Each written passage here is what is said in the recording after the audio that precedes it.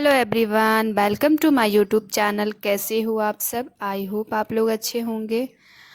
और अगर आप मेरे चैनल पे नए हो तो मेरी आपसे रिक्वेस्ट है कि प्लीज़ प्लीज़ प्लीज़ मेरे चैनल को सब्सक्राइब कर लीजिए। ये बिल्कुल फ्री है, इसके कोई पैसे नहीं लगते। और आज मैं आप लोगों के साथ एक DIY हेयर ऑयल बताने जा रही हूँ फॉर डैंड्रफ। तो इस ऑयल के लिए हमें चाहिए सरसों का ऑयल और लेमन का जूस। तो हम ले लेंगे पहले सरसों का तेल, और आप अपने हेयर के अकॉर्डिंग लीजिएगा। आपके हेयर में जितने ऑयल पर्याप्त होते हैं उतना लीजिएगा। और ये मैंने अपने हेयर के अकॉर्डिंग लिया है। और उसमें हम डाल देंगे 2 चम्मच लेमन का जूस। और जूस डालने के बाद हम इसे अच्छी तरह से मिला लेंगे।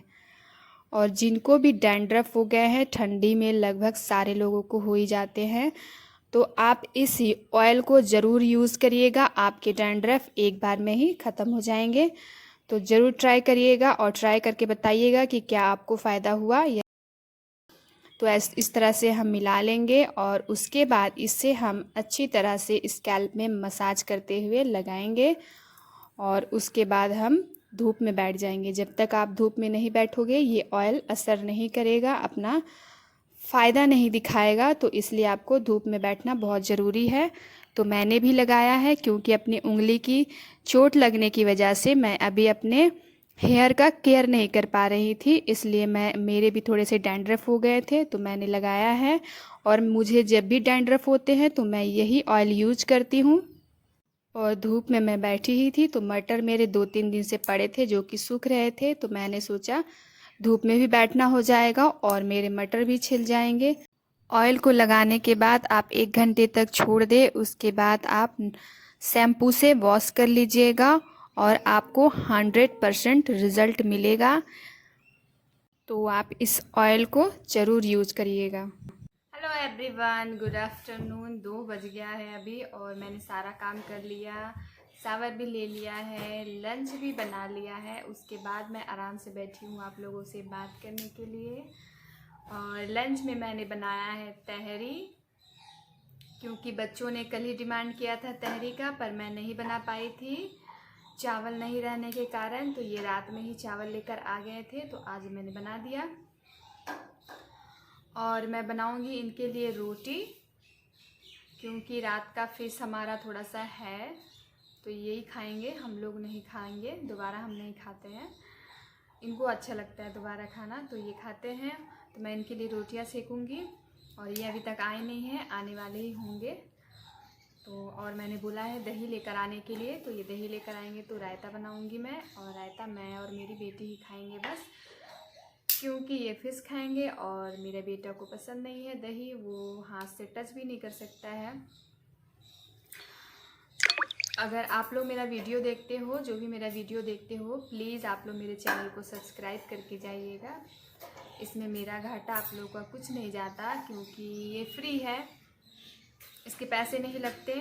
तो आप लोग अगर अच्छा लगता है मेरा वीडियो तो चैनल सब्सक्राइब कर लीजिएगा। और ये भी आ गए हैं, बैल की आवाज़ आई होगी आपको। तो चलिए फिर हम अपना लंच कर लेते हैं।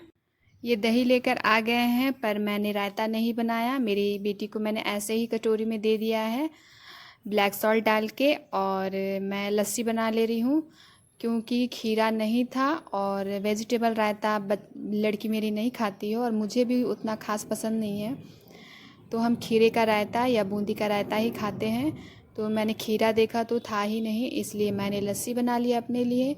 और उसने वैसे ही अपने लिए कटोरी में ले लिया। तो इसमें मैं कुछ नहीं डालूँगी, बस काला नमक ब्लैक सॉल्ट ही डालूँगी।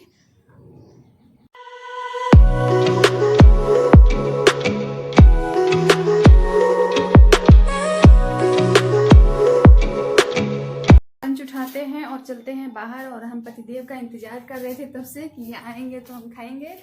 और ये है उधर शुरू कर रहा बिजी है खाने में, तो हम लंच कर लेते हैं अपना। शाम हो गई है और आज लंच के बर्तन मेरे वैसे ही पड़े हैं, धोया नहीं गया था इनको।